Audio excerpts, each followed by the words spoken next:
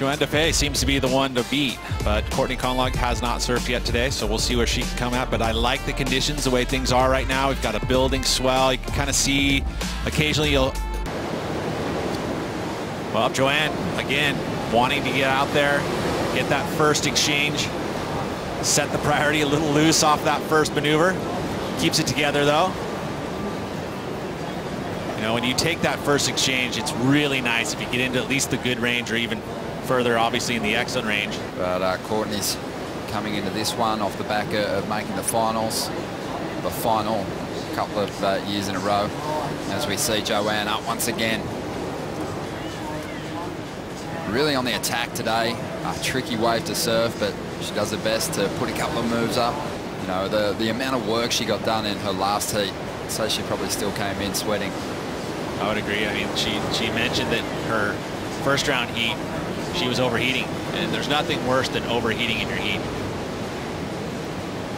See here, that connection low on the lip line, and when you keep it low like that, that holds your speed and allows you to project down the line.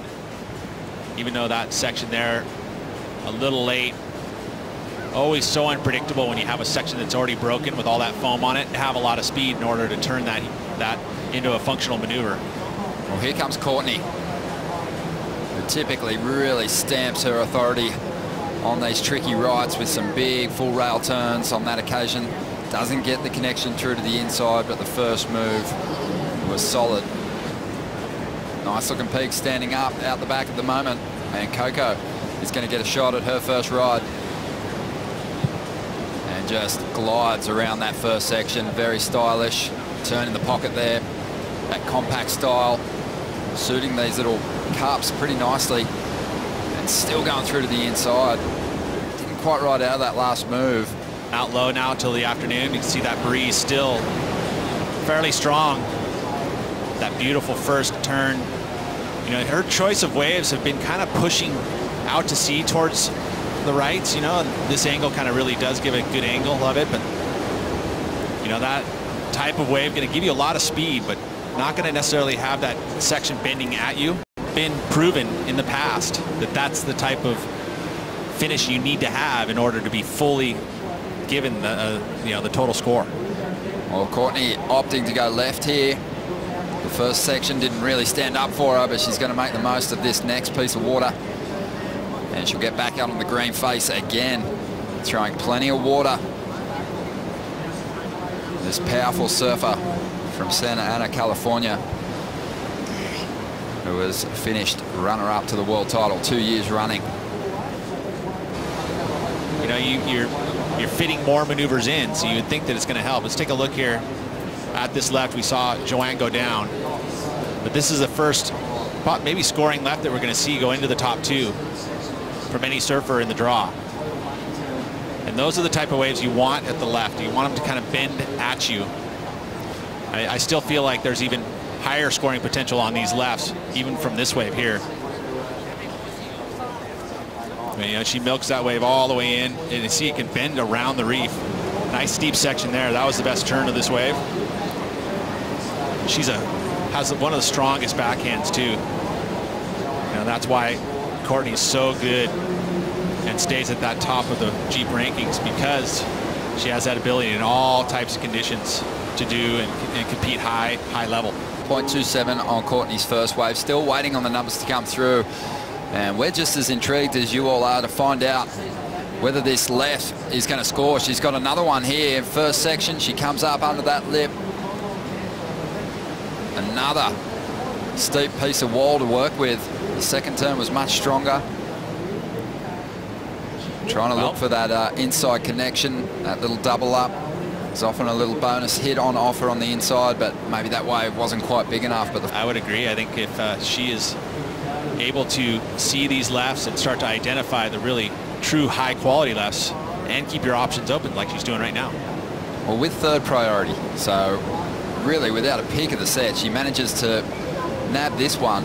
The other competitors didn't want it, and Courtney's looking for a finish on the inside. The wave just flattening out a little bit, having some fun out there at the moment. Behind her, Johanne Defay looking to snatch the lead here with an 8.9. She gets caught under that lip. And then just reflecting of the score of Courtney too, but first we're going to watch Johanne, carrying a ton of speed, which she loves to do. A little layback snap and then gets there late. Just to improve. It would have been nicer to be able to keep that speed high so she could have climbed that lip a little better. So this is the right that Courtney was able to pick up with third priority. She was deep on the reef. This one had a shoulder on it, so it really wasn't going to go into that shallow water for that nice steep final section. So this one's going to probably come underneath underneath her other scores as we watch the lefts again. And this is that first turn that she kind of missed. There's probably a different angle of approach that she would have been able to attack on that first section, and it's the steepest section as well. Did well on the second. And this is the dangers of these lefts, is that you'll stay with them hoping that there might be some more scoring potential, but usually you'll go into deep water. This was the 6-6-0, which is the best wave of the heat. A nice connection with the lip there, and then one more steeper section, another snap. It feels like these scores were pretty fairly generous, in the scale of things, but there's a lot of room above it. If she were able to really truly find wasn't able to push her heat score total any higher with her last ride. It was a 5.33.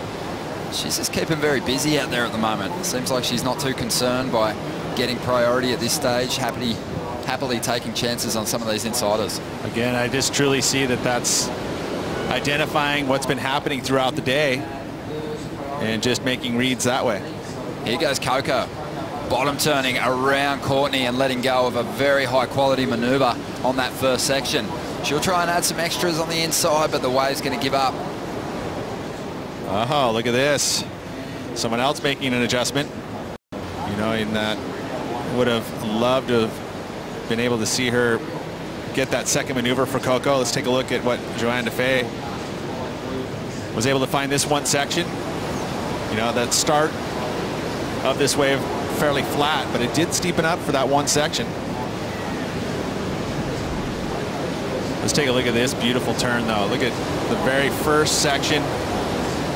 Slashes off the top using that tail edge.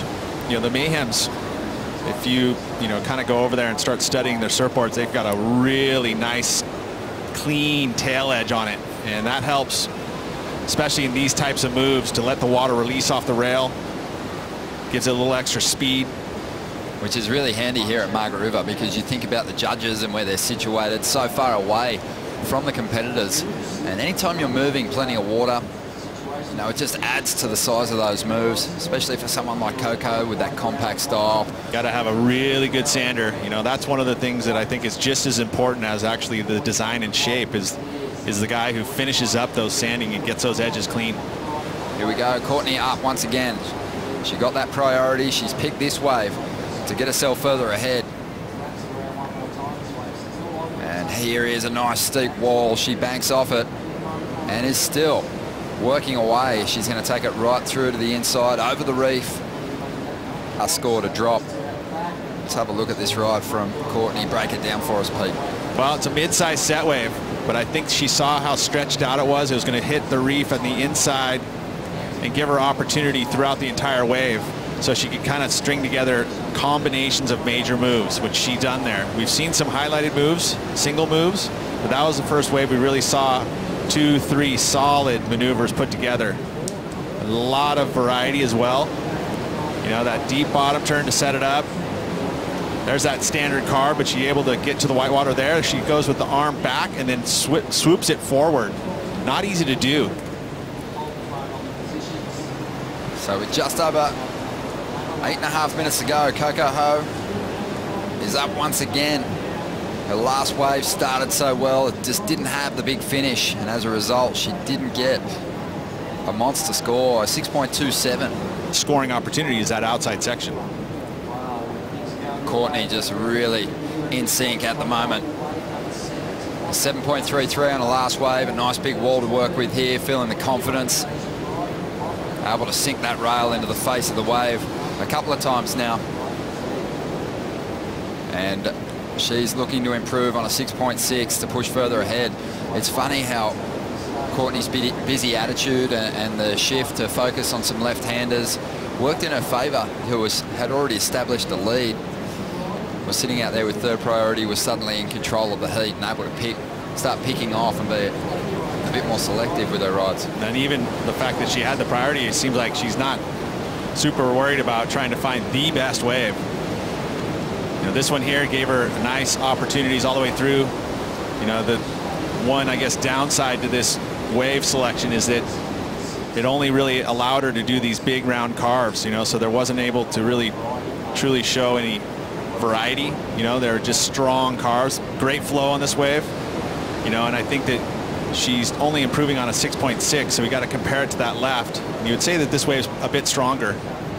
You know, there she gets a little release, so I guess she wasn't able to, you know, little different point of difference, but very similar style turns, so not a ton of variety, but the wave already again. So wow, she is just on the move, constant. Looking at the left, get to see what she does here. Carve to start, sets up this steeper section. Again, snaps it off the top. You know, that strong backhand hook. This wave moves off the reef. You know, what I found, a lot of those really quality lefts are really deep on the reef. This one kind of right in the center of the reef. So it just gave her that one steep section here with that drone footage. You got that one clean snap, and then the wave kind of moves into that deeper water. Not a whole lot of scoring potential once that happens. I think the judges liked it, Peter. Snowman. So the numbers coming through for that last left of Courtney's, an 8.27. Need to win a couple events. So Courtney gets the victory, and she'll be happy to make the jump directly through to the quarters because she did fall out of the mix on the Gold Coast in that fourth round. So a good turnaround for the Californian. Coco Ho and Johanne Defay will get another opportunity in round 4. But what an amazing heat for Courtney. She just kept building and building and eventually finished up with a heat score total of 15.7.